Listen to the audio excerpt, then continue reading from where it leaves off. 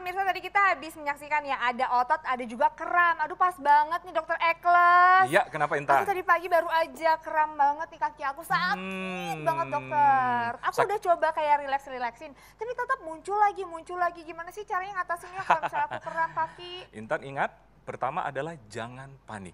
Oh, Jadi gitu. pikiran setenang mungkin, serileks mungkin. Sometimes kita kalau dalam keadaan kram, apalagi betis atau kaki, malah kita panik dan kita gerak-gerakin. Malah itu akan memperparah nyeri loh.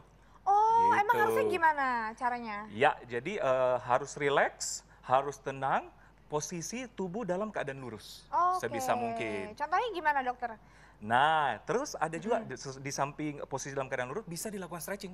Oke, Bisa dilakukan gimana? stretching bagi yang bisa. Jadi posisi duduk, ya, posisi duduk. Jadi pertama, kram betis ini terjadi karena kontraksi dari otot betis yang terlalu berlebihan, Intan. Oke. Jadi kita perlu merilekskan. Mungkin karena kalau misalnya aku sering banget pakai heels juga ya, bisa Iya, ya? bisa jadi, bisa jadi. Jadi yang pertama dilakukan misalnya mengalami kram kaki adalah posisi duduk seperti Gimana? ini, terus kaki mengarah ke kita. Sebisa Oke. mungkin otot berasa ketarik. Oh, Gitu. oke. Tapi kalau agak susah bisa kita menggunakan properti di rumah seperti handuk. Handuk kayak gini, kita lingkarkan di kaki dan kita tarik sebisa mungkin ke posisi badan kita. Sampai otot merasa ketarik. Gitu. Nah, ini cara pertama, Tan. Ada Oke. beberapa cara lagi. Cara kedua adalah jika kaki tidak bisa ke badan kita, badan kita yang ke arah kaki. Oh, Gitu. gimana Jadi contohnya? contohin seperti ini. Sebisa mungkin ke arah kaki sampai otot betis merasa rileks atau ketarik. Gitu. Oh, semaksimal mungkin ya dokter ya? Semaksimal mungkin. Ini cara kedua. Ada lagi cara satu, Tan. Apa? Posisi tidur. Posisi tidur. Jadi kaki yang merasa kram diangkat ke atas. Diangkat ke atas sampai juga merasa ketarik. Jadi tujuan ini untuk merelaksasikan otot. Kira-kira berapa Gitu. second dokter Ekles? Sekitar 10 sampai 30 detik. Oke. Sampai merasa nyaman. Gitu. Oke. Tapi ingat, kalau masih terjadi juga Gimana tuh? bisa konsultasi ke dokter. Gitu. Jadi pada keadaan apa bisa terjadi maksudnya bisa keadaan darurat harus ke dokter. Jadi pada keadaan apa, Tan? Jadi pertama kram otot terjadi terus-menerus. Oh, Jadi terus-terusan lama ya? walaupun kita udah stretching terjadi terus-menerus. Kedua kronik. Jadi berlebih, lama, nyeri lama dan sebagainya. Ketiga terjadi pembengkakan. Pembengkakan atau perubahan warna pada kulit yang Oh, jadi mengalami kram otot bisa menyebabkan pembengkakan juga? Ya terjadi inflamasi gitu. Oh, nah dok, biasanya ada nggak sih kayak kriteria orang-orang yang nggak boleh melakukan stretching kayak tadi?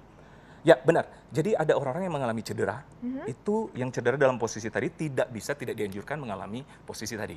Oh, jadi harus Gitu. tahu kondisi tubuh ya, juga? jadi kalau Anda mengalami cedera khusus, segera konsultasi ke dokter. Nah dok, kalau misalnya kita lagi kram nih, boleh nggak sih kita ngoles-ngolesin minyak gosok sambil diurut-urut, kan biasanya gitu tuh diurut-urut, bisa? Boleh? Yes, benar sekali Intan. Jadi kan tujuan kita adalah merelaksasikan otot. Gitu. Jadi setelah melakukan stretching, bisa kita merelaksasikan dengan kompres air hangat. Oh, kompresnya harus Kompres air air hangat? hangat di bagian yang mengalami kram. Nah, lebih enak lagi kita menggunakan minyak. Minyak hangat, dipijat terus-menerus sampai otot merasa rileks. Gitu. Jadi tujuannya bagi masyarakat Indonesia menyaksikan ini tujuannya adalah merelaksasikan otot ini supaya keadaan lebih enak dan tenang. Tapi ingat, pertama jangan panik. Jangan Dalam keadaan panik tenang, ya. gitu. Nah dokter, tapi kalau misalnya masalah penyebabnya nih, apa aja sih dokter penyebabnya? Ini aku pernah baca-baca, memangnya katanya penyebabnya itu juga salah satunya kurang minum dok? Salah satunya. Jadi karena tubuh mengalami dehidrasi bisa menyebabkan kram otot ini. Tapi yang pertama dinotis adalah kurangnya suplai darah sampai ke bagian ujung perifer dari tubuh. Jadi gangguan sirkulasi darah, jadi menyebabkan otot tidak mendapat makanannya maksimal. Jadi akhirnya mengalami kram otot. Gitu. Oh, nah kan tadi kaki ya dok ya. Kalau Ya. misalnya kita ada kram di tangan, Sama stretchingnya juga, gimana? Tan. Sama juga, Oh, Tan. sama. Karena Gimana? suplai darah ke tangan berkurang, jadi otomatis rawan terkena kram otot ini. Nah, bisa dilakukan stretching lagi. Gimana Kalau kaki gerakannya? kayak tadi, kalau tangan rileks aja dalam posisi berdiri, bisa dilakukan posisi kayak gini. Oh, gini. Sampai misalnya otot merasa rileks atau ketarik. Oke. Gitu. Oh, terus ini berapa lama 10 dok? sampai 30 detik, setahannya saja. Ada gerakan lain nih dok? Nah, ini kalau otot di sini. Jadi kalau otot di sini kita rilekskan dengan begini, tapi kalau otot belakang tangan ini, kita rilekskan seperti ini. Oh, Gitu. ini gini ya. Seperti ini, kalau tangan kanan ditarik, kerasa nggak, Tan? Terasa. Ini Kalau stretching tangan buat kiri sama sehari-hari juga juga enak dibalas ya? seperti ini. Enak ya. Nah tapi dok kalau di siku tangan gimana? Di bawah siku tangan gini nih. Di bawah siku tangan ini. Oke, di depan di mana di Tat? sini Sampai nih, saya. di sini.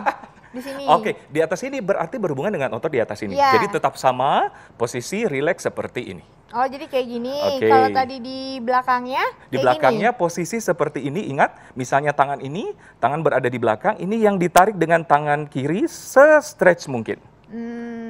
Nah kan kadang-kadang Dok kalau habis nulis lama atau ngetik lama-lama suka di sini nih keras nih. Bener Ini banget, gimana? bener banget. Intan suka ya? Sering ketik-ketik gitu ya? Iya, stretchingnya gimana kalau di sini? Sama juga karena otot belakang ini kan satu kesatuan ototnya. Jadi tetap di stretch seperti ini. Gitu. Itulah pentingnya bagi olahraga yang sering melakukan olahraga untuk melakukan pendinginan, stretching, supaya mencegah terjadinya kram otot ataupun cedera. Gitu. Nah dokter, kalau kram itu biasanya benar nggak sih terjadi sama ibu-ibu hamil yang misalnya trimester ketiga tuh biasanya udah kram-kram, sering banget. Itu kenapa dok? Ya, seringkali ada pertanyaan, dok kok ibu hamil semakin besar kehamilan kok semakin merasa kram? Iya, kenapa sih? Gitu. Pertama memang benar, karena ada gangguan dari sirkulasi darah tadi. Karena perubahan hormonal, otomatis sirkulasi darah di dalam tubuh akan berubah. Otomatis suplai ke jaringan perifer kaki ataupun tangan akan berkurang. Otomatis kram otot lebih sering terjadi. Ya, ada satu lagi. Kedua, penekanan. Jadi penekanan karena semakin gede kan ya. Kenapa trimester ketiga? Karena trimester ketiga itu kan akan ibu hamil akan semakin besar perutnya, otomatis penekanan ke tubuh akan semakin besar. Jadi akhirnya suplai darah juga berkurang. Nah, kalau untuk ibu-ibu hamil nih, ini relaksasinya gimana dokter Ekos? Kan agak susah ya, kayak tadi harus gimana gitu, harus gini, harus kayak gini. mencium Jangan panik juga untuk ibu-ibu hamil di rumah. Anda bisa melakukan sebisa mungkin. Ada caranya untuk ibu hamil. Jadi ibaratkan ini, ya bisa ibaratkan ini dinding, ya ibaratkan dinding. Tangan kita diletakkan di dinding, ya. Kaki yang merasa kram boleh ke belakang, gitu. Kita tarik ke dinding sampai merasa ketarik. Tapi sebisa mungkin ya, sebisa mungkin. Jadi jangan panik untuk ibu hamil yang mengalami kram kaki, bisa melakukan stretching seperti itu. Nah terus kalau misalnya kita rendam pakai air hangat, itu boleh nggak? Bisa banget. Bisa banget. Jadi ibu hamil kan suka banget tuh dimasas-masas. Nah, kalau mengalami kram kaki jangan panik juga. Bisa dilakukan kompres air hangat ataupun dipijat juga dengan menggunakan minyak. Gitu. Jadi boleh ya bisa pakai minyak di rumah, yang penting jangan panik ya. Yang penting pertama adalah jangan panik. Karena semakin panik akan semakin terjadi, apalagi ini sangat sering terjadi pada kita ya. Entar kalau kita mengalami kram secara tiba-tiba, kita suka digerak-gerakin, gitu kan? Panik ya, langsung panik. Gerak-gerakin malah kayaknya. semakin menjadi. Ternyata gitu. Aduh, luar biasa banget Dokter Ekos, makasih. Keren banget informasinya. Kita masih punya informasi lainnya. Ini diabetes nih Dokter Ekos. Ini banyak banget ternyata menyerang di usia muda Dokter Ekos. Ya, benar sekali. Nah, kita harus tahu ya penyebabnya kenapa. Dan sesaat lagi kita akan berbicara dengan narasumber. Jangan kemana-mana, tetap di Hidup Sehat.